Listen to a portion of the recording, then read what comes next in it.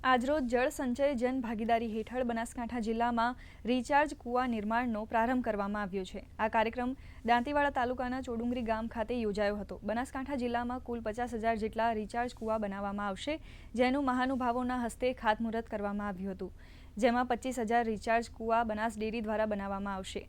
બનાસકાંઠામાં જળ સંચયને લગતા કાર્યો થકી આગામી સમયમાં ભૂગર્ભ જળના તળને ઊંચા લાવી શકાશે અને જળ સંચયનું કાર્ય કરી શકાશે।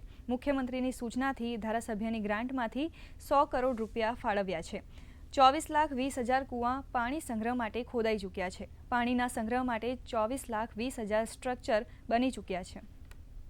કરતાં વધુ આવા કૂવા બનાવીને લોક ભાગીદારીથી બનાસની જે પાણીની અછત છે તેને રિચાર્જ દ્વારા ઉકેલ કરવાની દિશામાં એક પ્રયત્ન બનાસ ડેરી પણ કરી રહી છે અને દરેક નાગરિક આની અંદર જોડાય તેવો અમારો પ્રયત્ન છે। 50% ખર્ચ એક કૂવો બનાવવાનો જે 4800 રૂપિયા જેટલો ખર્ચ આવે છે, એમાં 50% ખર્ચ બનાસ ડેરી આપશે, 50% વ્યક્તિ જે તે પોતાના ખેતરમાં બનાવે છે તે કરશે।